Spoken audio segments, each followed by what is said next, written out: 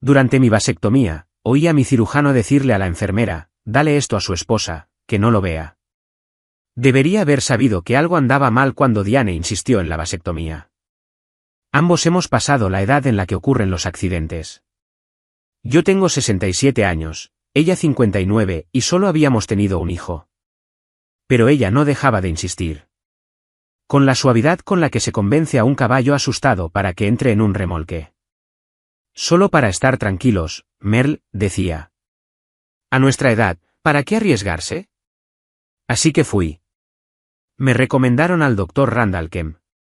Tenía esa clínica nueva en las afueras de la ciudad. Toda de cristal y acero, el tipo de lugar que te hace limpiarte las botas 3 veces antes de entrar. La sala de espera olía a lejía tratando de ocultar algo más. Me tumbé en aquella fría mesa de acero, con la bata de papel crepitando cada vez que respiraba, y dejé que me sedaran. Fue entonces cuando lo oí. Dale este sobre a su esposa. Que no lo vea. La voz del doctor Kemp, baja y cuidadosa. No podía moverme. No podía abrir los ojos. La anestesia me tenía inmovilizado como una mariposa en una vitrina. A través de mis párpados entrecerrados, vi a Diane en el umbral de la sala de espera. La enfermera le entregó un sobremanila. Diane lo abrió, leyó lo que había dentro y sonrió. No con sorpresa, no con preocupación. Con satisfacción. No podía moverme, no podía hablar, pero podía planear. En el camino a casa, Diane mantuvo el teléfono en su regazo. Eso no era propio de ella. 38 años de matrimonio. Conocía sus costumbres. El teléfono siempre iba en su bolso, metido en el bolsillo lateral donde podía oírlo pero no verlo. Hoy lo sostenía como si pudiera escaparse. ¿Te sientes bien?, preguntó, con los ojos en la carretera. ¿Adolorido? Dijeron que es normal. El doctor Kemp parece muy competente. La forma en que dijo su nombre, suave, familiar. Vi pasar los campos de invierno, rastrojos marrones asomando entre la nieve del día anterior. La calefacción de su cambi traqueteaba, expulsando aire caliente que olía a su ambientador de vainilla y a algo más. Un perfume nuevo, quizá algo que yo no le había comprado. En casa, me ayudó a llegar al sofá, me trajo agua y analgésicos, y ahuecó los cojines a mi espalda. Todos los gestos correctos, pero su teléfono vibró 2 veces, y en ambas ocasiones lo miró antes de mirarme a mí. Debería dejarte descansar, dijo, y desapareció en la cocina. Oí su voz a través de la pared, baja y rápida. No pude distinguir las palabras, solo el tono que usas cuando no quieres que te oigan. Afuera, el viento arreció, silbando a través de las grietas del granero, suspirando como lo había hecho desde los tiempos de mi padre. Tenía pendiente arreglar eso. Añadirlo a la lista de cosas que tenía pendientes. La lista que se hacía cada vez más larga mientras yo me hacía más viejo. Mi teléfono estaba en la mesa de centro. Lo cogí, abrí la aplicación del banco, revisé nuestra cuenta conjunta como hacía cada pocas semanas. Pura costumbre. El saldo parecía incorrecto. Actualicé. Seguía incorrecto. Faltaban $40.000. Volví a actualizar, como si los números pudieran cambiar si se lo pedía con suficiente amabilidad. No lo hicieron. El olor a café llegaba desde la cocina. Diane tarareaba algo que no reconocí. A través de la ventana, podía ver el campo sur donde había plantado trigo de invierno en octubre. Los brotes estarían allí abajo, bajo la nieve, esperando la primavera, haciendo el silencioso trabajo de mantenerse vivos. Cerré la aplicación del banco, abrí mis mensajes de texto, busqué el nombre de mi hijo Trent y empecé a escribir. Necesito hablar contigo sobre. Lo borré. Trent vivía a 2 horas al sur. Vendía seguros de cosechas para una de las grandes corporaciones. No había vuelto a casa en 3 años. No desde la discusión sobre la venta de la granja. Papá, te estás matando por un trozo de tierra, había dicho. Ya no hay dinero en las granjas familiares. Quizá tenía razón. Quizá eso era lo que Diane también pensaba. La oí reír en la cocina. Una risa silenciosa pero real. El tipo de risa que no le había oído en meses. Me dolía el pecho, y no tenía nada que ver con la cirugía. 3 días después, conduje a la ciudad para la cita de seguimiento. Diciembre se había vuelto crudo, el tipo de frío que hace que el metal te queme las manos desnudas. El calentador del bloque motor de la camioneta llevaba funcionando desde las 4 de la mañana. El diésel olía espeso en el garaje cuando la arranqué.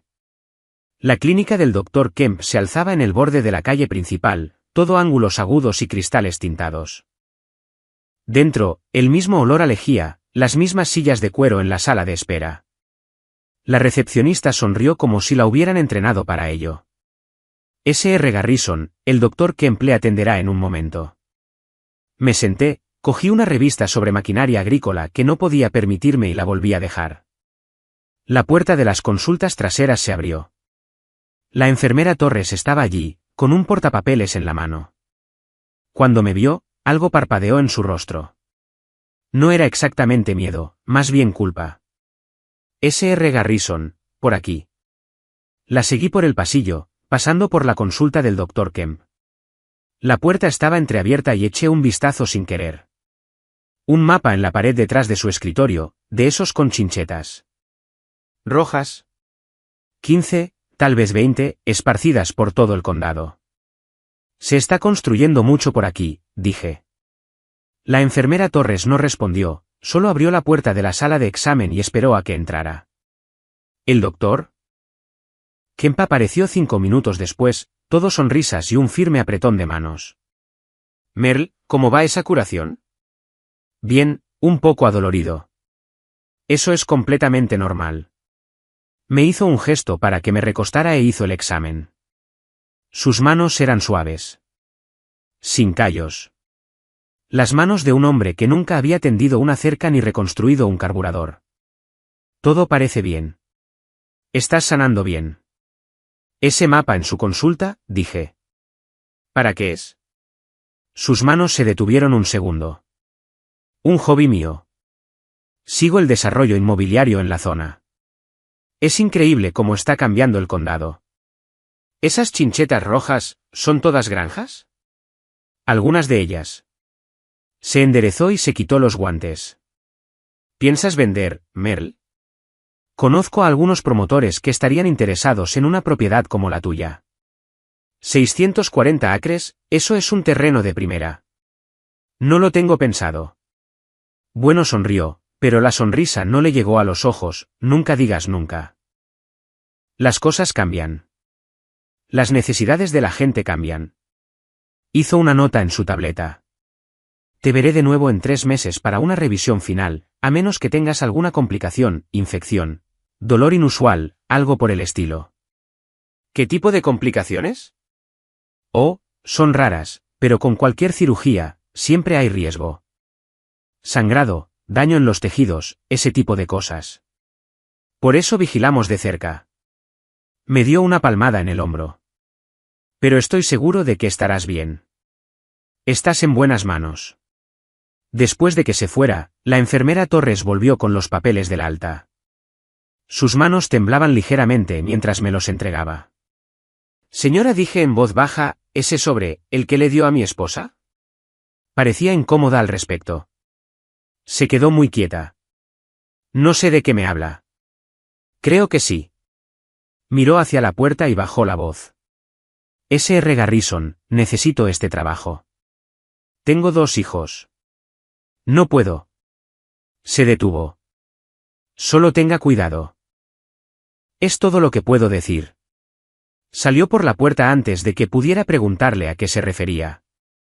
Me quedé sentado en esa habitación estéril, con las luces fluorescentes zumbando sobre mi cabeza como abejas furiosas, y sentí la primera amenaza real de miedo apretarse en mi pecho. Esa noche, no pude dormir. Los analgésicos estaban en la mesita de noche, intactos. Necesitaba tener la cabeza despejada. A mi lado, Diane respiraba de forma constante y profunda, como siempre. 38 años había escuchado ese sonido. 38 años de su pelo esparcido por la almohada, sus manos a veces buscando las mías en la oscuridad. Me levanté con cuidado, me puse los vaqueros y la camisa de franela en el baño para no despertarla. La casa crujía con el frío, como hacen las casas viejas. Abajo, preparé café en la oscuridad, viendo la luz roja de la cafetera brillar como un ojo. El cubo de la basura de la cocina todavía tenía la basura de ayer. Saqué la bolsa, la puse en el suelo y empecé a rebuscar. Pozos de café, pieles de patata, correo basura. Entonces lo encontré. Un sobre del First Covenant Bank. Un aviso de ejecución hipotecaria dirigido a ambos, con fecha de 2 semanas antes de mi cirugía. Estimados señor y señora Garrison, esta carta sirve como notificación formal de que su pago de la hipoteca tiene un retraso de 3 meses. La cantidad total adeudada es de 47. Si el pago no se recibe antes del 15 de marzo de 2025, se iniciarán los procedimientos de ejecución hipotecaria. 3 meses. Llevaba pagando esa hipoteca el primero de cada mes durante 40 años. Como un reloj. Excepto que no lo había hecho. Alguien había detenido los pagos. Alguien con acceso a nuestra cuenta conjunta. La cafetera pitó. Serví una taza, con las manos firmes, y leí la carta de nuevo. 15 de marzo. Eso me daba 90 días. 90 días para perder todo lo que mi abuelo construyó en 1947. Todo por lo que mi padre murió tratando de aferrarse. Todo en lo que había invertido mi vida. Oí pasos en la escalera, metí la carta en el bolsillo de mi chaqueta y me moví hacia el fregadero como si solo estuviera allí, bebiendo café. Diane apareció en el umbral, envuelta en su bata. Merle, ¿estás bien? No podía dormir. No quería despertarte. Se acercó y puso su mano en mi espalda. Su tacto se sentía como hielo a través de mi camisa. ¿Estás preocupado por la granja otra vez? Siempre te pones así en esta época del año. ¿Quizá? Hizo una pausa y sonrió, pero parecía una sonrisa cansada. Quizá deberíamos hablar de la idea de Trent, de vender. Podríamos jubilarnos, mudarnos a un lugar cálido. Podrías descansar por fin. Descansaré cuando esté muerto. Ella se estremeció. No digas eso. ¿Por qué no? ¿Es la verdad? Me volví para mirarla. Mirarla de verdad.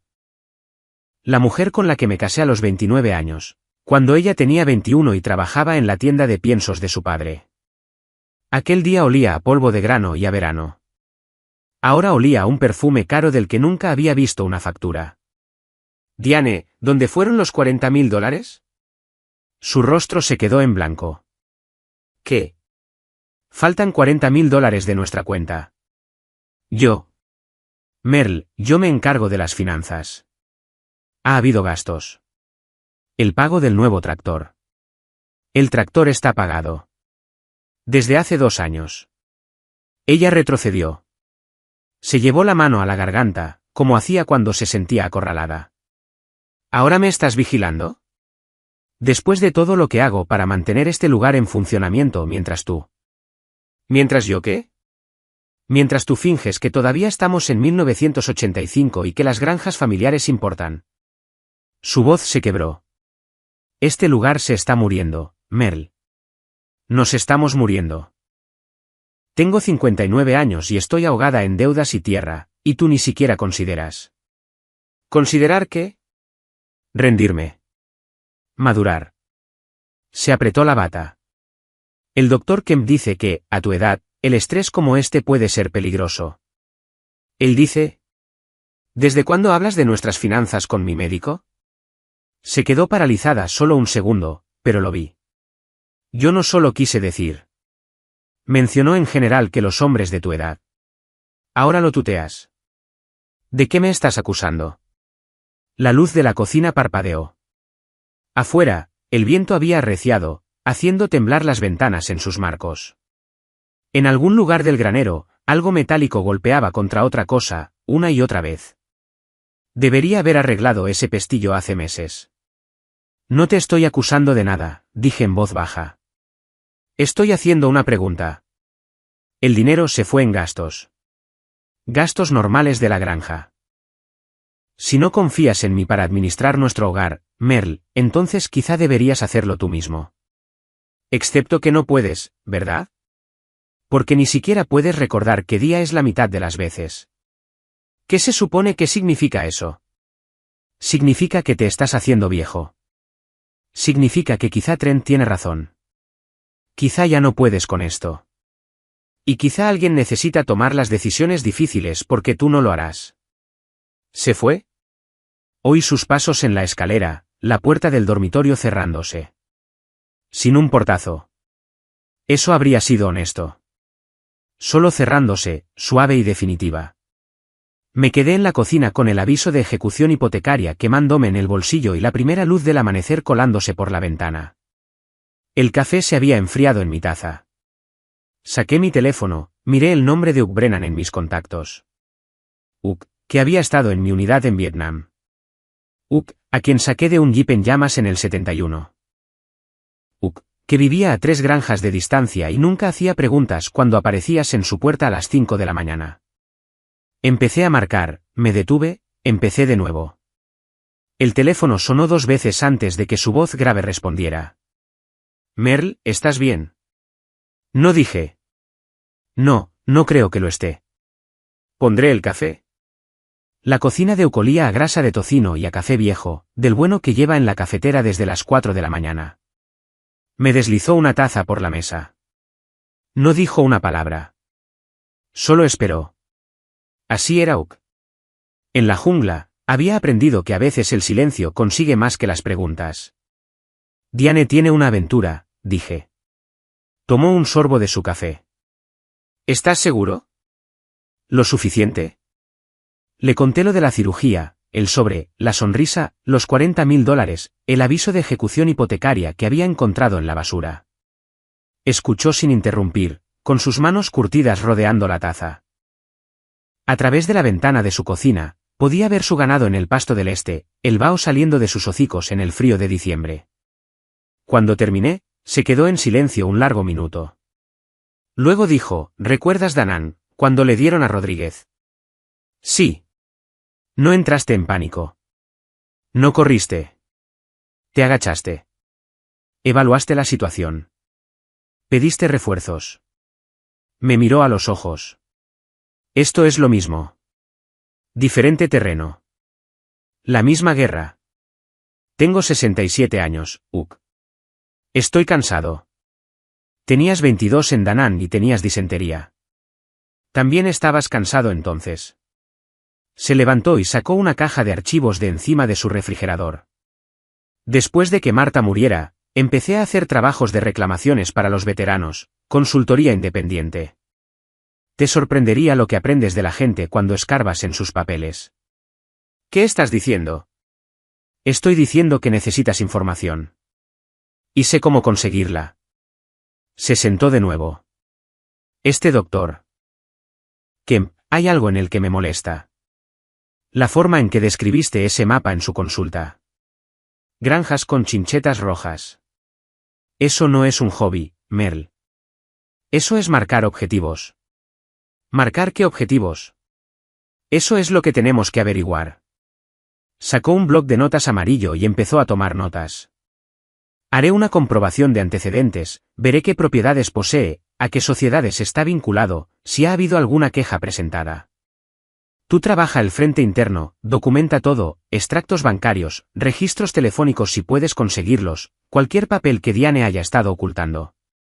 No puedo espiar a mi propia mujer. No estás espiando. Te estás protegiendo. Me miró fijamente. Regla de la Marina, nunca dejes a un hombre atrás. Tú me sacaste de ese jeep. Te estoy devolviendo el favor. Se me hizo un nudo en la garganta. Te lo agradezco. No me lo agradezcas. Solo mantente alerta. Golpeó el bloc con su bolígrafo. Una cosa más. Mi Linda estuvo en el supermercado la semana pasada. Vio el coche de Diane aparcado en la clínica de Kemp. A las 4:30 de la tarde. La clínica cierra a las 4. El café se me agrió en el estómago. ¿Estás seguro? A Linda no se le escapa mucho. Hizo una pausa. Lo siento, Merle. Me levanté, la silla raspó el linóleo del suelo. Debería volver. Tengo que revisar el equipo. Merle. Me agarró del brazo. Encuentres lo que encuentres, no vayas a por ellos solo. El orgullo mata a los hombres. Pide ayuda. La estoy pidiendo ahora, no. Bien. Sigue haciéndolo. En el camino a casa, el cielo había pasado de gris a ese blanco amarillento que anunciaba más nieve. La radio decía algo sobre los precios de las materias primas. El trigo bajaba, el maíz se mantenía. La apagué. En la granja, fui directo al granero. El tractor necesitaba preparación para el invierno. La cosechadora necesitaba una lona. Pero no estaba allí por eso. Estaba allí porque el granero era el único lugar al que Diane nunca iba. En la esquina noreste, detrás de los viejos sinfines de grano, mi padre había construido un banco de trabajo. 70 años de herramientas colgaban de paredes de tablero perforado, cada una perfilada con un marcador negro para que supieras dónde volvía a su sitio. Pasé la mano por su juego de llaves de vaso, todavía en la misma bandeja donde lo había dejado el día antes de su infarto. El olor a aceite de motor viejo y polvo. El sonido de los gorriones anidando en las vigas. Saqué mi teléfono y empecé a hacer fotos de cada extracto bancario que pude encontrar. Las retiradas comenzaron hace 18 meses. Pequeñas al principio, 500 por aquí, 1000 por allá, luego más grandes. 5000, 8000. Siempre justo por debajo de los 10.000. Me di cuenta del umbral para informar a las autoridades. Alguien sabía lo que estaba haciendo. Mi teléfono vibró. Un mensaje de un número desconocido. Revisa tu permiso de derechos de agua. Alguien intentó cancelar el tuyo. LF. Lydia Finn, la secretaria del condado. La conocía desde que era una niña. Ahora tenía 40 y tantos, un hijo, un trabajo de oficina y, aparentemente, ojos en todas partes. Le respondí. ¿Cuándo? La semana pasada. Lo marqué como sospechoso, pero alguien con estatus de copropietario puede oponerse a la renovación. Pensé que debía saberlo. Copropietaria. Eso significaba Diane. La granja estaba a nombre de los dos. Lo había estado desde que nos casamos. Socios a partes iguales, siempre había pensado. 50/50. Excepto que en Nebraska no puedes renovar los derechos de agua sin la firma de ambos propietarios. Y si la renovación no se realizaba antes del 31 de marzo, la misma fecha límite de primavera que todo lo demás, la granja valdría la mitad, quizá menos. No se podía cultivar trigo sin riego. Me senté en el banco de trabajo de mi padre, la madera fría a través de mis vaqueros, y sentí como las paredes se cerraban a mi alrededor. No solo planeaban quitarme la granja. Planeaban asegurarse de que no valiera nada para nadie más que para ellos. La cita de seguimiento llegó 3 días antes de Navidad. No le dije a Diane que iba, solo que tenía asuntos en la ciudad. Cogí la camioneta, dejé que el diésel se calentara mientras los patrones de escarcha se derretían en el parabrisas. La sala de espera del Dr. Kemp tenía un pequeño árbol de Navidad en la esquina, falso y perfecto. La recepcionista llevaba un gorro de Papá Noel. Todo parecía fuera de lugar, como si alguien hubiera decorado una funeraria y esperara que sonrieras al respecto. La enfermera Torres me llamó. Seguía sin mirarme a los ojos. La presión arterial primero, dijo, envolviendo el manguito alrededor de mi brazo. Apretó con fuerza y se desinfló con un siseo. Frunció el ceño al ver la lectura. Un poco elevada. Estoy estresado por la vida. Hizo una nota en su tableta y me condujo a la sala de examen. El Dr. Kemp vendrá enseguida. Pero no fue solo el Dr. Kemp quien entró por la puerta 5 minutos después. Fue Diane también. Merle. Sonrió, pero sus ojos estaban preocupados. Pensé en venir. Para asegurarme de que estás sanando bien. No sabía que vendrías. El Dr. Kemp llamó, dijo que quería discutir algunas preocupaciones. Ocupó la silla de la esquina y cruzó las piernas. Llevaba el perfume nuevo otra vez, algo floral y caro que no olía a ella en absoluto. El Dr. Kemp cerró la puerta y se sentó en su taburete con ruedas. Merle, ¿cómo te has sentido mentalmente? Bien, supongo. ¿Alguna confusión? ¿Problemas de memoria? No. Diane mencionó que has estado teniendo algunos problemas, olvidando conversaciones, perdiendo cosas. Tocó la pantalla de su tableta. Dijo que la acusaste de robar dinero de vuestra cuenta conjunta. Miré a Diane. Me devolvió una mirada tranquila y triste. No la acusé de robar, dije con cuidado. Pregunté a dónde fueron $40.000. Y te lo expliqué, dijo Diane en voz baja. Gastos de la granja. Los mismos gastos que hemos tenido durante años. Pero no recordabas nuestras conversaciones al respecto. Recuerdo perfectamente. El doctor Kemp tomó una nota. Merle, a tu edad, el deterioro cognitivo no es nada de lo que avergonzarse. Es natural. El estrés de llevar una granja, las presiones financieras, todo eso puede acelerar los síntomas. ¿Has considerado que podrías necesitar ayuda para gestionar las decisiones del día a día? La habitación se sentía demasiado pequeña. Las luces fluorescentes zumbaban como avispas en un frasco. No necesito ayuda. Eso es lo que suelen decir los pacientes. Sonrió, tan suave como una serpiente. Pero el hecho es que tienes 67 años. Has tenido un procedimiento quirúrgico. Tu esposa está preocupada. Yo estoy preocupado. Estas acusaciones, esta paranoia sobre el dinero. No es paranoia si es verdad. S.R. Garrison. Su voz se endureció. Estoy tratando de ayudarle, pero no puedo hacerlo si se muestra hostil a la idea de que podría necesitar apoyo. ¿Le ha visitado su hijo recientemente? No. Quizá debería. Quizá alguien de su familia debería participar en las decisiones sobre su cuidado de ahora en adelante. Miró a Diane. Ella asintió, muy ligeramente. Mis manos se aferraron a los reposabrazos.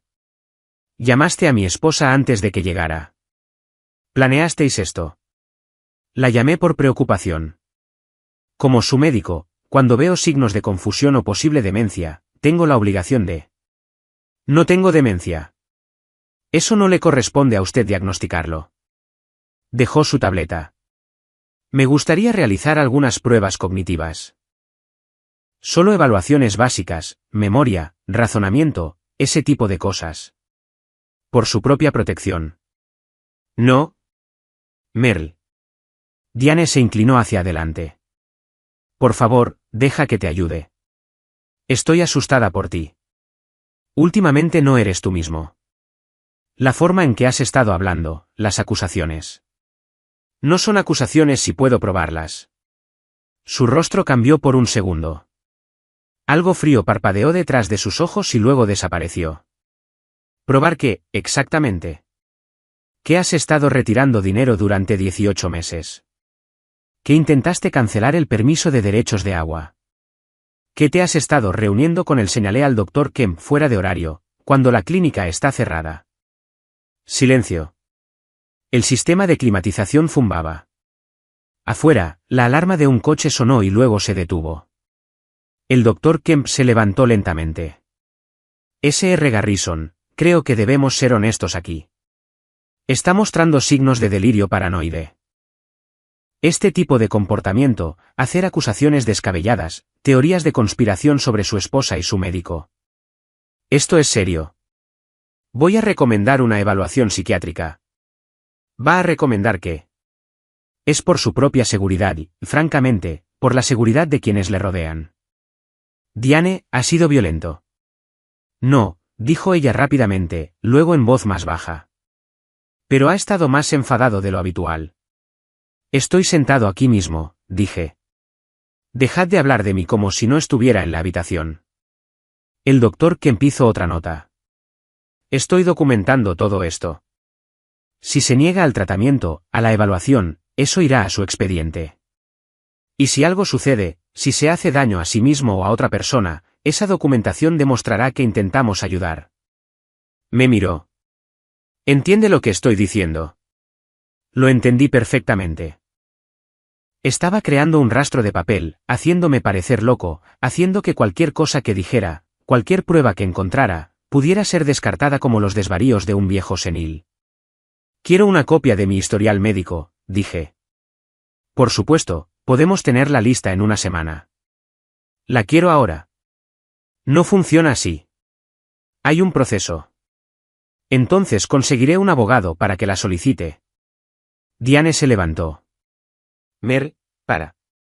Simplemente para. Su voz se quebró. ¿Por qué estás haciendo esto? ¿Por qué estás tan decidido a destruirlo todo? Yo no estoy destruyendo nada. Vosotros sí. Estáis destruyéndonos. Cogió su bolso. Doctor Kemp, lo siento. Hablaré con Trent. Quizá él pueda hacerle entrar en razón. ¿Se fue? La puerta se cerró tras ella con un suave clic. El doctor Kemp me estudió durante un largo momento. Va a perder, ya sabe. La granja, su esposa, su familia. Porque no puede aceptar que es viejo y que es hora de dejarlo ir. Quizá, dije, pero perderé de pie, no de rodillas. Eso es el orgullo hablando. Orgullo y confusión. Abrió la puerta. La oferta de ayuda sigue en pie para cuando esté listo para aceptarla. Me quedé en mi camioneta en el aparcamiento durante 20 minutos, con las manos en el volante, el motor en marcha. La calefacción echaba aire caliente que olía a las patatas fritas viejas de la bolsa de McDonald's que había olvidado bajo el asiento el mes pasado. Mi teléfono sonó. Dejé que saltara el buzón de voz. Volvió a sonar. Respondí. Papá. Mamá ha llamado. Está muy preocupada por ti. Ah, sí. Dice que estás teniendo problemas de memoria. Que la estás acusando de robar. Papá, ¿qué está pasando? Tu madre tiene una aventura. Silencio al otro lado. Luego, joder, papá, te oyes a ti mismo. Oigo perfectamente. No tiene una aventura. Te está cuidando. Lleva cuidándote 40 años mientras tú has estado casado con esa granja. 640 acres que tu abuelo despejó. Que tu bisabuelo colonizó. Y te está matando. ¿No lo entiendes? Tienes 67 años, acabas de operarte y estás inventando fantasías paranoicas porque no puedes admitir que es hora de jubilarse. Sentí una opresión en el pecho. Hablas como ella. Quizá ambos tenemos razón. Su voz se suavizó. Papá, por favor, deja que mamá se encargue de las finanzas. Deja ir la granja. Múdate a un lugar donde puedas disfrutar de tu vida antes de que se acabe. La granja es mi vida. Ese es el problema. Suspiró. Mira, voy a subir este fin de semana. Tenemos que hablar de esto. Todos juntos, como adultos. No te molestes. Voy a ir de todos modos, porque alguien tiene que hacerlo antes de que... Se detuvo. ¿Antes de que qué? Antes de que pierdas todo a lo que intentas aferrarte. Colgó. Me quedé allí, viendo a los compradores entrar y salir de la farmacia de al lado. Una mujer con 2 niños.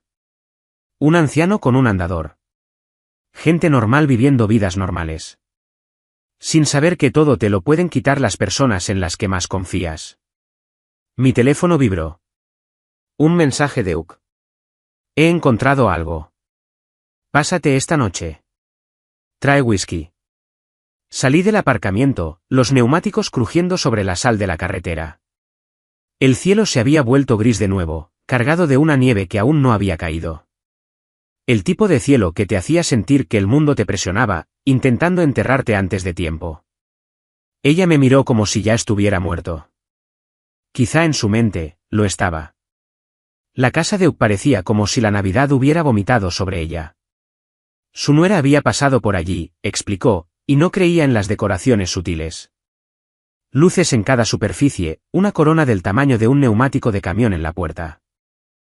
Dentro, olía a humo de leña y café. Nos sentamos en la mesa de su cocina con una botella de Jim Beam entre nosotros y una pila de papeles que parecían salidos de un despacho de abogados.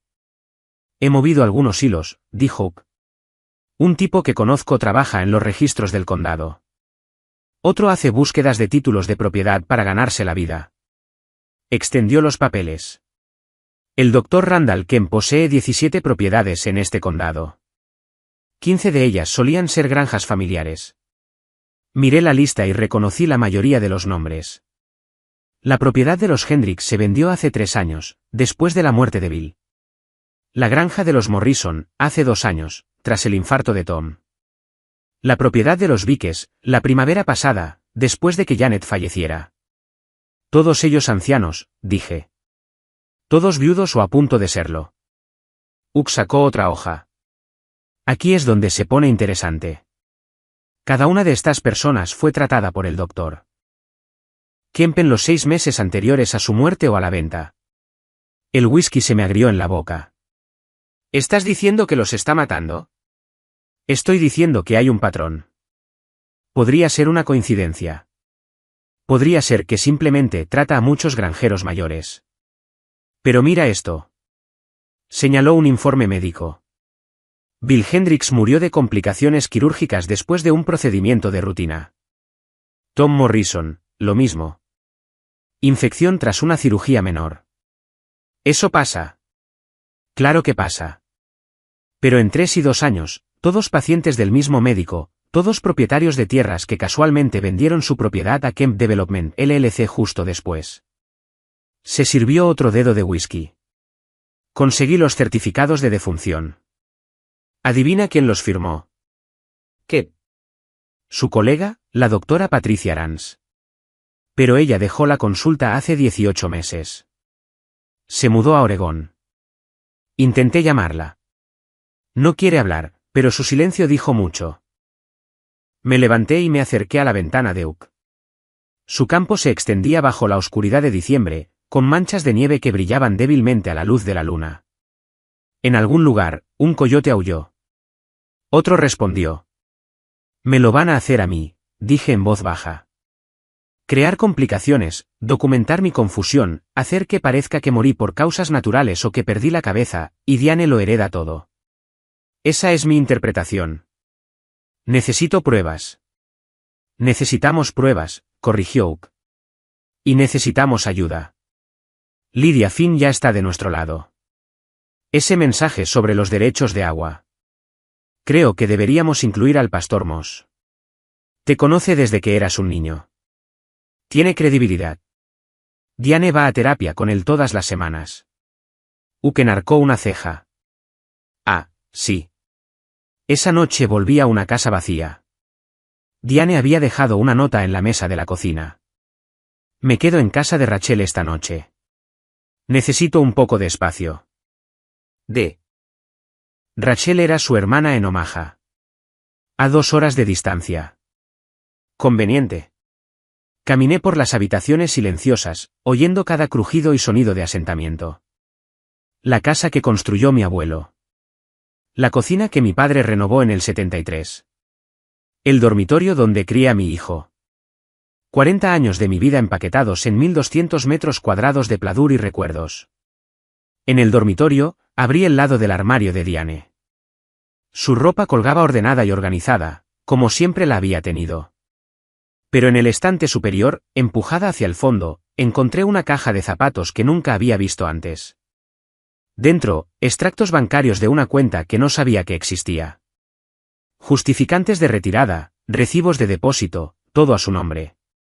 $47,000 acumulados durante 18 meses de nuestra cuenta conjunta, ahora en su cuenta corriente privada de Wells Fargo.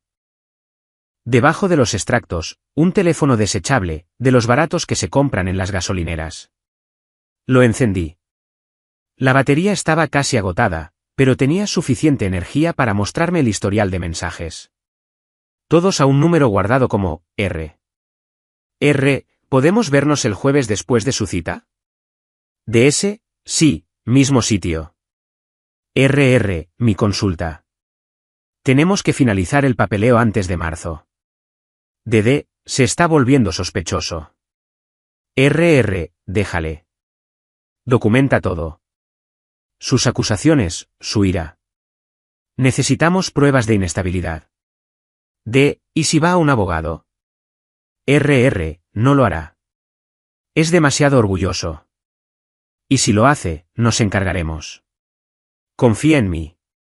Las fechas se remontaban a 6 meses. Docenas de mensajes, planeando, coordinando, documentando mi declive. El teléfono murió en mi mano. Volví a poner todo exactamente como lo había encontrado, cerré la puerta del armario y bajé al porche sur. El frío me atravesó la camisa de franela, pero no volví a por un abrigo. Me quedé allí, mirando mis campos bajo las estrellas de invierno. En primavera, se suponía que debía plantar. En verano, se suponía que debía cuidar. En otoño, se suponía que debía cosechar. Ese era el ritmo que había conocido toda mi vida.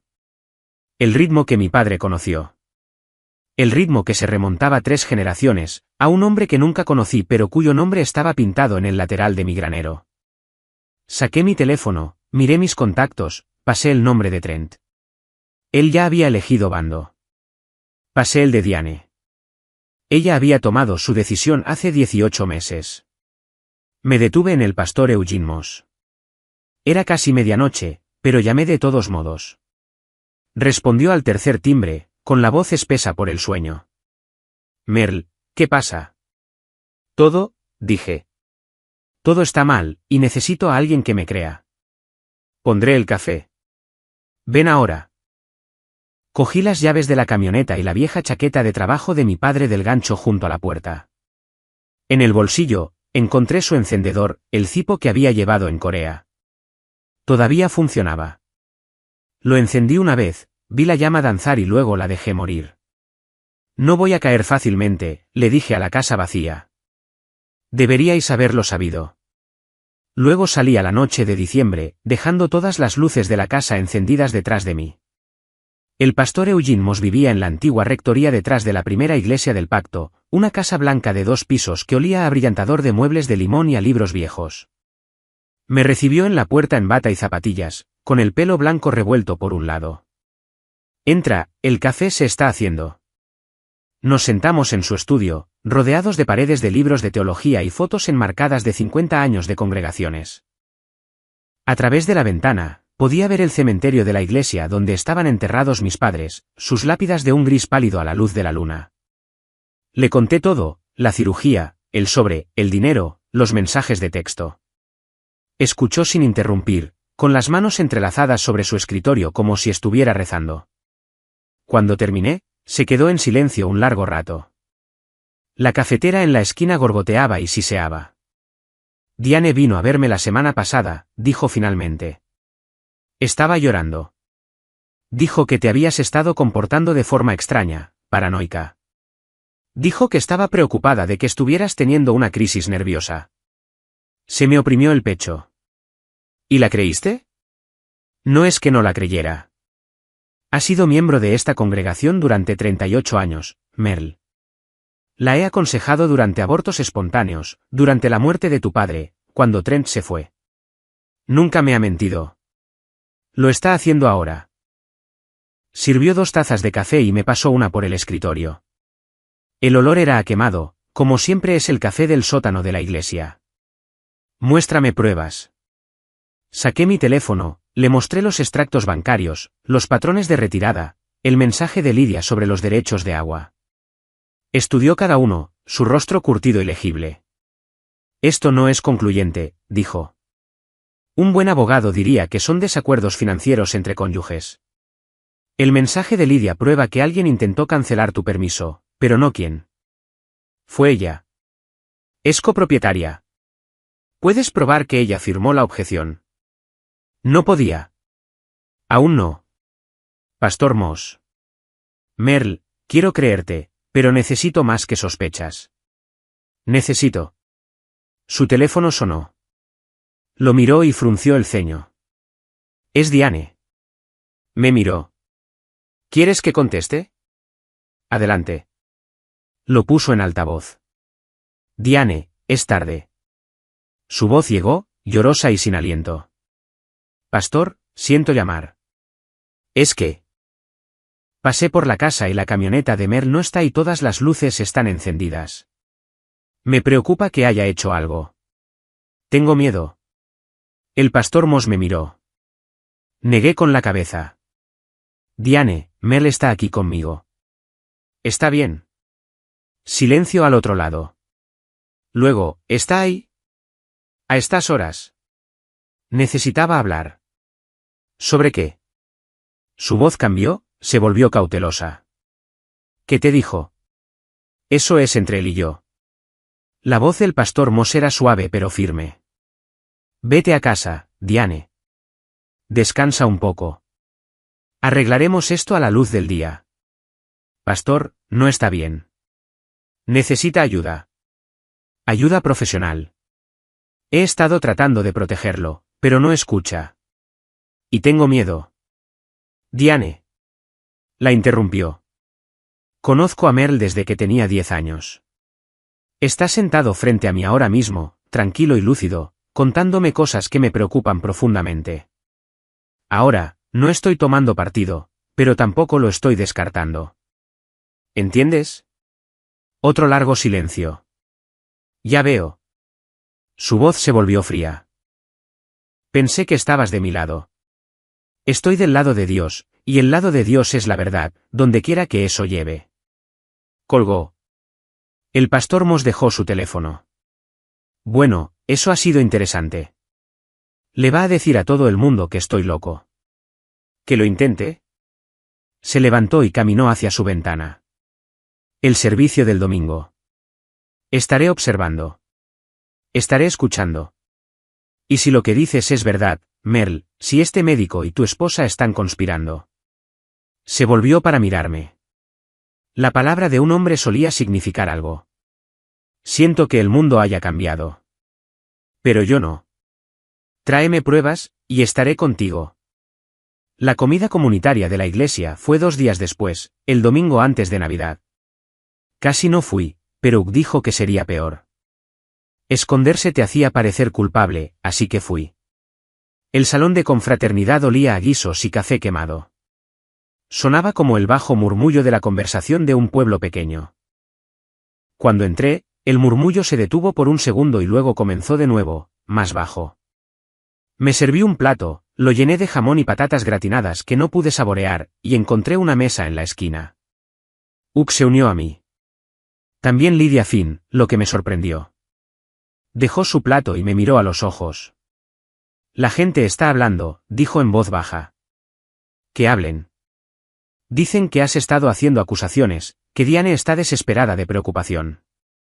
Empujó las judías verdes por su plato. Dicen que el doctor Kemp está preocupado por tu estado mental. Me imagino que sí. Miró a su alrededor y se inclinó más cerca. Saqué el formulario de objeción de tus derechos de agua. ¿Adivina de quién es la firma? De Diane. Y está notarizada por la recepcionista del doctor Kemp.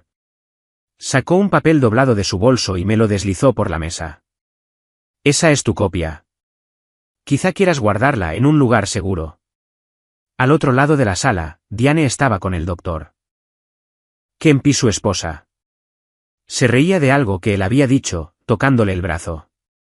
Cuando me vio mirándola, su sonrisa vaciló. Entonces, una mujer que no reconocí se acercó a mi mesa. Mayor, quizá de 70 años, con el pelo gris recogido en un moño apretado. Dejó su taza de café y me miró con ojos que habían visto cosas duras. S.R. Garrison, soy Julia Víquez. Mi marido, Bill, le vendió su granja al doctor Kemp hace 3 años. Murió 2 semanas después de la venta. Su voz era firme, pero sus manos temblaban. Me gustaría hablar con usted sobre complicaciones. Julia Víquez llegó a la granja un martes por la tarde, cuando el cielo era del color de las monedas de 5 centavos viejas y el viento tenía dientes. Conducía un Honda Civic con un rosario colgando del retrovisor y una pegatina en el parachoques que decía, viuda de granjero.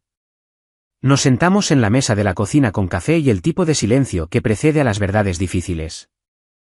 A Bill le repararon una hernia, dijo finalmente. Un procedimiento simple. Lo hizo el doctor Kemp. Dijo que todo había ido bien. Sin complicaciones. 2 semanas después, Bill tuvo una infección, fiebre, escalofríos. Kemp dijo que era normal. Le recetó antibióticos. La infección empeoró. Bill entró en sepsis y murió 3 días después en el hospital. Lo siento. No lo sientas todavía. Sacó papeles de su bolso. Después de que Bill muriera, descubrí que nuestra hipoteca tenía 4 meses de retraso. Nunca había fallado un pago en 30 años, y de repente estábamos en ejecución hipotecaria. Estaba tan confundida, tan destrozada. Solo quería que terminara. La compañía de desarrollo del Dr. Kemp me hizo una oferta. Venta rápida, en efectivo. La acepté. Extendió los papeles, historiales médicos, certificado de defunción, extractos bancarios. Entonces no pude dormir. Algo no me cuadraba.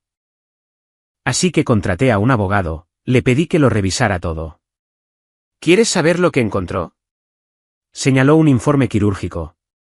Kemp documentó complicaciones durante la cirugía de Bill. Sangrado excesivo, daño en los tejidos. Excepto que Bill nunca mencionó nada de eso. Nunca tuvo un dolor inusual. Las complicaciones aparecieron en los registros, pero no en la vida real. Mi café se había enfriado. Estaba creando un rastro de papel para cuando Bill muriera. Sí. Para que parecieran complicaciones quirúrgicas, no negligencia, no asesinato. Me miró a los ojos. Mi abogado dijo que no podíamos probar nada. Los historiales médicos son sagrados. Bill tenía 73 años, un corazón débil. La infección podría haber sido legítima. Nunca ganaríamos en los tribunales. Pero no crees que fuera legítima. Creo que el Dr. Kemp es muy bueno haciendo que la muerte parezca natural. Sacó otro documento. Investigué un poco, encontré a otras dos viudas, la esposa de Tom Morrison, Ellen, y Sarah Hendricks. La misma historia. Procedimientos de rutina, complicaciones documentadas, muertes repentinas, ventas rápidas de granjas a Kemp Development. Testificarán. Ellen sí. Sarah tiene demasiado miedo. Julia juntó las manos. S.R. Garrison, si planea luchar contra este hombre, necesita saberlo. Es cuidadoso. Es inteligente. Y tiene dinero para abogados que lo enterrarán en papeleo. No tengo otra opción. Si la tienes. Podrías marcharte, vender la granja, coger lo que puedas y empezar de nuevo. Miré por la ventana hacia el campo sur. Tierra desnuda y rastrojos, esperando la primavera. Esperando que yo hiciera lo que 3 generaciones de Geresens habían hecho. Plantar, cuidar, cosechar. El ritmo que tenía sentido cuando nada más lo tenía. Esta tierra es todo lo que tengo, dije. Es todo lo que soy. Eso es lo que Bill decía también. Esa noche, Trent apareció sin avisar. Oí su Lexus entrar en el camino, vi sus faros barrer el granero. Llamó una vez y luego entró sin esperar. Papá. Trent. Miró alrededor de la cocina como si estuviera catalogando pruebas. La taza de café en el fregadero, la pila de papeles en la mesa, el anciano viviendo solo en una casa demasiado grande para él. Mamá está muerta de preocupación, dijo. Dice que la has estado acusando de robar, que crees que tiene una aventura. Papá, ¿sabes lo loco que suena eso? No es una locura si es verdad. No es verdad. Es un delirio paranoico. El Dr. Kemp dice. El Dr. Kemp se acuesta con tu madre. El rostro de Trent se puso rojo. Joder, papá. Escúchate. Encontré los mensajes de texto. ¿Qué mensajes de texto? Muéstramelos. No podía. El teléfono desechable se había quedado sin batería y no lo había cargado. No quería que Diane supiera que lo había encontrado. Estúpido. Despistado. Los vi, dije. ¿Dónde está el teléfono ahora? Ella debe haberlo movido. Trent se sentó pesadamente y se llevó la cabeza a las manos. Papá, por favor. Te lo ruego. Ve a un médico. No a Kemp. A otro. Que te evalúen, porque ahora mismo suenas como... ¿Cómo qué? Como el abuelo. Al final, cuando empezó a olvidar cosas, a ver cosas que no estaban allí. Trent levantó la vista y sus ojos estaban húmedos. No quiero eso para ti. No quiero verte desaparecer. Se me hizo un nudo en la garganta. Mi padre había muerto a los 71 años, 3 años menos de los que yo tenía ahora. El último año había sido malo. Demencia, Lo llamaron los médicos. Pensaba que mi madre todavía estaba viva. Le ponía un sitio en la mesa para cenar. Pensaba que era 1960. Hora de plantar maíz. A veces olvidaba mi nombre. No estoy desapareciendo, dije. Pues demuéstralo. Muéstrame el teléfono.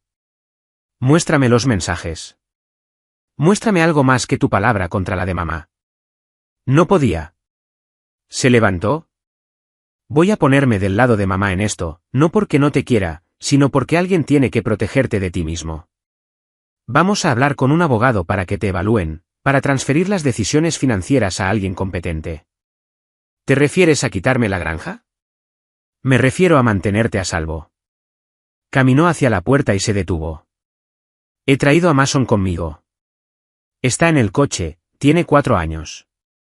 Quería que viera la granja, que viera a su abuelo, pero no puedo traerlo aquí. No contigo así. A través de la ventana, pude ver la sombra de un niño en el asiento trasero. Una cabeza pequeña, probablemente agarrando algún juguete o tableta. Mi nieto, a quien nunca había conocido. Quien nunca vería este lugar en primavera. Nunca aprendería la bendición de la tierra. Nunca sabría lo que significaba terminar lo que habías empezado. Algo se rompió dentro de mí entonces.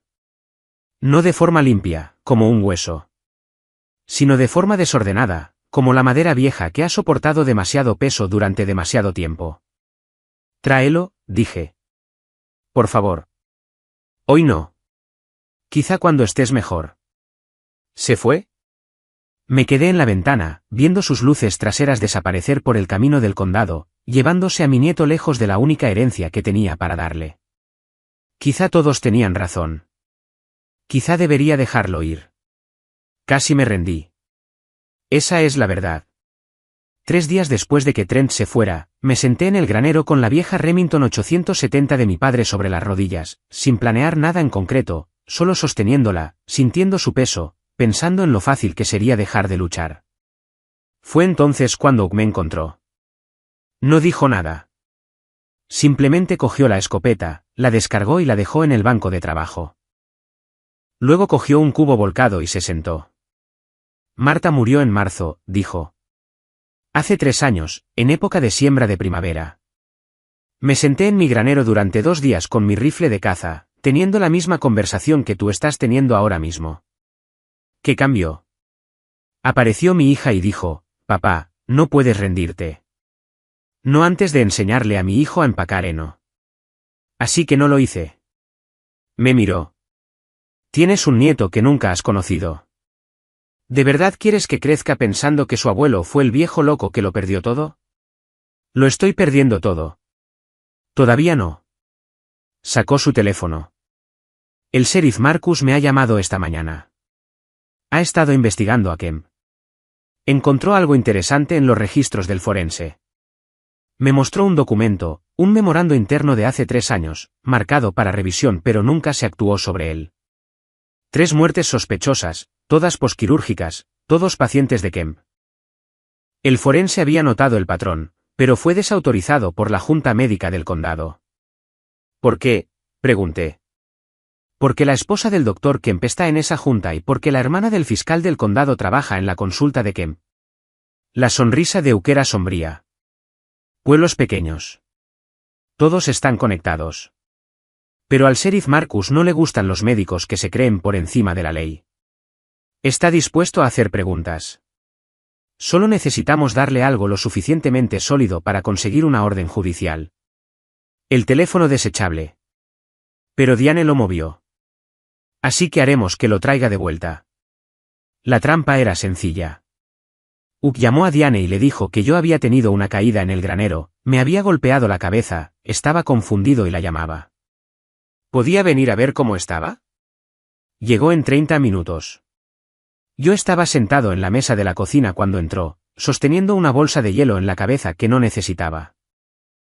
Hugh estaba en el granero, supuestamente revisando el equipo. En realidad, estaba mirando por la ventana con su teléfono grabando. Merle. Diane se apresuró, puso su mano en mi hombro. Olía a ese perfume caro y debajo, a miedo. ¿Estás bien? Dijo que te caíste. Sí, no recuerdo exactamente cómo. Todo está borroso. Déjame ver. Examinó mi cabeza, su tacto suave. Por un segundo, fue la mujer con la que me había casado. La mujer que se había quedado despierta toda la noche cuando Trent tenía croup. La mujer que me había cogido la mano en el funeral de mi padre. Luego dijo, quizá deberíamos llamar al doctor Kemp, que te revise por si tienes una conmoción cerebral. Y el hechizo se rompió. Nada de médicos, dije. Solo necesito descansar. Merle, podrías tener una lesión en la cabeza. No estás pensando con claridad. Estoy pensando perfectamente. La miré. Diane, necesito preguntarte algo, y necesito que me digas la verdad. Se quedó muy quieta. Vale. ¿Tienes una aventura? No. Lo dijo sin dudar, mirándome directamente. Merle, no la tengo. Lo juro por la vida de Trent. Entonces, ¿por qué estabas en la consulta de Kemp fuera de horario? ¿Por qué hay $40,000 en una cuenta de la que no sé nada? ¿Por qué intentaste cancelar los derechos de agua? Su rostro se descompuso y empezó a llorar. Lágrimas de verdad. Porque tengo miedo. Tengo miedo de que lo perdamos todo y no lo veas. La granja está fracasando, Merle. Estamos ahogados en deudas. Cogí ese dinero para salvarla. Para hacer los pagos que tú no hacías porque se te olvidaba. No se me olvidaba. Si lo hacías. Lo haces. Estás olvidando cada vez más y no lo admites, y no sé qué hacer. Me cogió las manos. ¿El doctor? Kemp me ha estado ayudando, como amigo, aconsejándome sobre cómo manejar las finanzas, cómo hablar contigo sobre la venta antes de que lo perdamos todo. Eso es todo. Eso es todo lo que es. Era buena. Casi la creí. Muéstrame tu teléfono, dije. ¿Qué? Tu teléfono. Muéstrame que no hay nada. Sacó su iPhone y me lo entregó. Revisé sus mensajes. Nada sospechoso. Mensajes a Trent, a su hermana, a amigos de la iglesia. Nada a Kemp, porque había estado usando el teléfono desechable.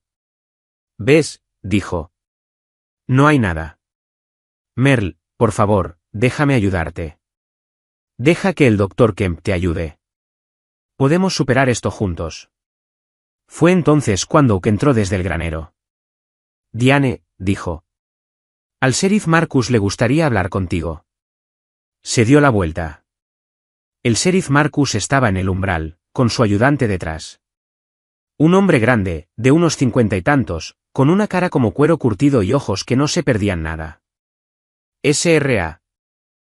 Garrison, tenemos una orden de registro para el local. Buscamos un teléfono secundario, posiblemente desechable, que creemos que contiene pruebas de fraude y conspiración. El rostro de Diane se puso blanco. No sé de qué me está hablando. También tenemos una orden de arresto para el Dr. Randall Kemp. Lo están trayendo ahora mismo para interrogarlo sobre registros médicos falsificados y muertes sospechosas. El sheriff Marcus entró. ¿Quiere decirme dónde está ese teléfono? La cooperación ayuda mucho. Me miró a mí, luego a Oak, y de nuevo al sheriff. Quiero un abogado. Está en su derecho. El sheriff Marcus hizo un gesto a su ayudante. Señorita Torres, ya puede entrar. La enfermera de la consulta de Kemp entró por la puerta. Parecía aterrorizada pero decidida. S.R.A. Garrison, dijo en voz baja. Lo siento, pero no puedo seguir callada. El doctor Kemp me dijo que le diera ese sobre. Me dijo lo que contenía. Un informe médico falsificado que mostraba que su marido tenía complicaciones quirúrgicas. Dijo que era un seguro por si el señor Garrison no moría de forma natural. Lo documenté todo. Grabé conversaciones. Voy a testificar. Diane se tambaleó y se agarró al mostrador para apoyarse. También está el asunto de las otras dos viudas dispuestas a testificar, dijo el sheriff Marcus. Julia Víquez y Ellen Morrison. Los maridos de ambas murieron en circunstancias sospechosas después de vender sus granjas a Kemp Development. Sacó las esposas. Diane Garrison está arrestada por conspiración para cometer fraude e intento de asesinato. Tiene derecho a guardar silencio. Fue idea suya, gritó. Todo. Randall lo planeó todo. Dijo que podríamos estar juntos, tener dinero, empezar de nuevo. Yo solo. Solo quería salir. Quería salir de esta prisión. Hizo un gesto hacia la cocina, hacia la granja, hacia mí. Hacía 40 años de su vida que había decidido que eran un desperdicio. El sheriff Marcus terminó de leerle sus derechos mientras su ayudante la esposaba. Lloraba ahora, con el maquillaje corrido, pareciendo pequeña y rota, y en nada se parecía a la mujer que había amado.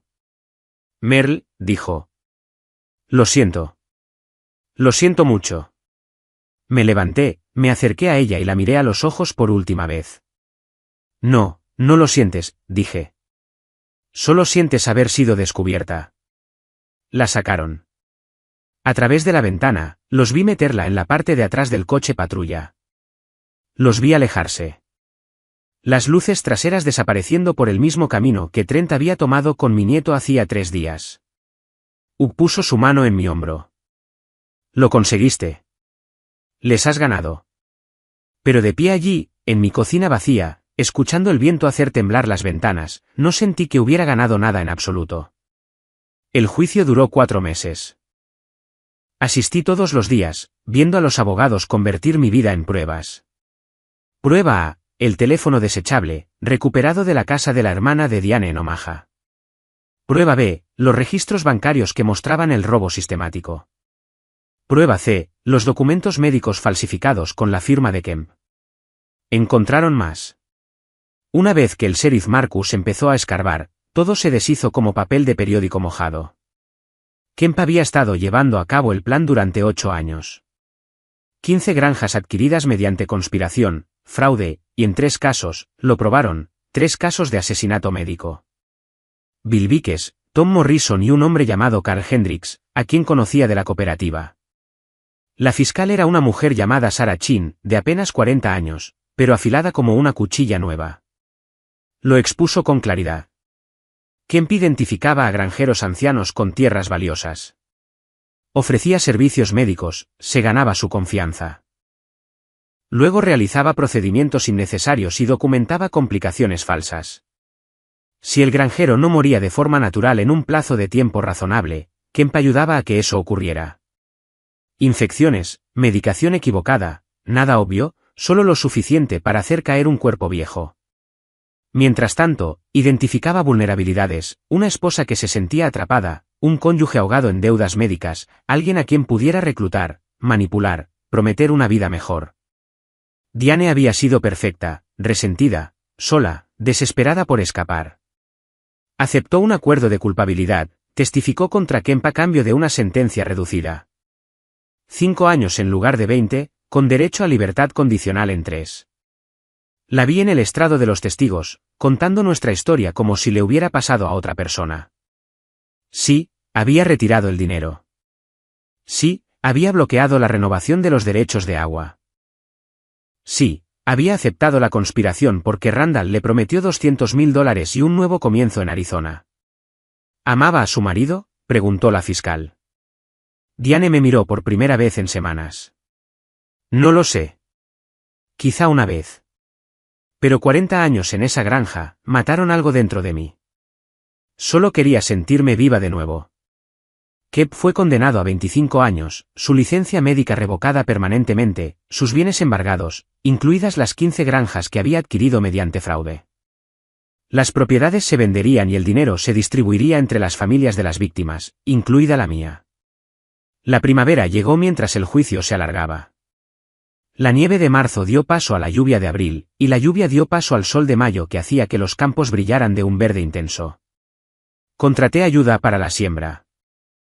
2 chicos universitarios del programa de agricultura que trabajaban barato y no hacían preguntas sobre el viejo que supervisaba desde su camioneta. El permiso de derechos de agua llegó. Lidia lo había acelerado personalmente, me llamó el día que llegó. Tu tierra está a salvo, Merle. Puedes regar. Gracias. Dale las gracias a Julia Vickes. Ella fue la que presionó al sheriff. Ella fue la que le dio a esa enfermera el valor para hablar. Una pausa. Le has dado justicia por Bill. ¿Eso importa? Quizás sí.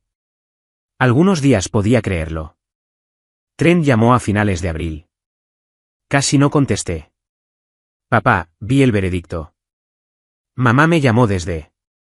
Su voz se quebró. Lo siento. Lo siento mucho. No te creí. Creíste a tu madre. Es natural. Te llamé loco. Amenacé con que te declararan incompetente. Papá, yo. Miré hacia el campo sur, donde el trigo de invierno brotaba en hileras verdes y rectas. Protegiste a tu madre. Eso es lo que hace un hijo. No puedo culparte por ello. Ella intentó matarte. Intentó dejarme morir. Hay una diferencia. Me froté los ojos. Cansado. Tan malditamente cansado. Trent, no te culpo, pero necesito tiempo. ¿Puedes dármelo? Sí. Sí, por supuesto. Se aclaró la garganta. Mason pregunta por ti, por la granja. Le he estado enseñando fotos. Quiere saber por qué la tierra es importante. Algo en mi pecho se aflojó. Podrías traerlo, enseñárselo tú mismo. No me acuerdo de cómo. Vuelve. Como montar en bicicleta. Silencio al otro lado. El fin de semana del Día de los Caídos, si te parece bien. Solo por un día. Aquí estaré. Llegaron un sábado por la mañana, cuando el cielo era de un azul que dolía. Trent condujo su Lexus lentamente por el camino de grava, como si recordara cada bache de su infancia. Mason salió disparado del asiento trasero antes de que el coche se detuviera. Sus 4 años enteros, con botas diminutas y una gorra de John Deere. Abuelo, ¿tienes vacas? ¿Tenía? Ahora solo trigo. ¿Puedo verlo? Miré a Trent. Él asintió. Caminamos por los campos, los tres. Le enseñé a Mason cómo comprobar la humedad del suelo, cómo distinguir un buen crecimiento de uno débil. Trent nos seguía, en silencio, asimilándolo todo. ¿Por qué tienes que comprobarlo?, preguntó Mason. Porque la tierra te dice lo que necesita. Solo tienes que escuchar. Habla. A su manera. Terminamos en el campo sur, donde mi padre solía hacer la bendición. Me arrodillé, cogí un puñado de tierra y la froté entre mis palmas. Estaba cálida, viva, llena de nuevas raíces abriéndose camino hacia abajo. ¿Qué haces? Mason observaba, fascinado. Una vieja tradición familiar. Mi padre me la enseñó. Su padre se la enseñó a él. ¿Para qué es? Para recordar que no poseemos esta tierra. Solo la cuidamos hasta que llegue la siguiente persona. Mason se arrodilló a mi lado, cogió su propio puñado de tierra y lo frotó entre sus pequeñas palmas, imitándome. ¿Así? Se me hizo un nudo en la garganta. Así mismo. Trent se agachó también, cogió tierra con unas manos que se habían ablandado por años detrás de un escritorio. Durante un largo momento, los tres nos arrodillamos allí, en ese campo, con la tierra en nuestras manos y el sol en nuestras espaldas. Papá, dijo Trent en voz baja. Dejé mi trabajo. Di el preaviso la semana pasada. Lo miré. Pensé que, si me aceptabas, podría volver, ayudar a llevar el lugar, enseñarle a Mason lo que tú me enseñaste. Me miró a los ojos. Antes de que lo olvide todo. Quise decir que sí inmediatamente. Quise abrazarlo, decirle que había estado esperando 40 años a que volviera a casa. Pero no era así como hacíamos las cosas en esta familia. Así que solo asentí. Me vendría bien la ayuda.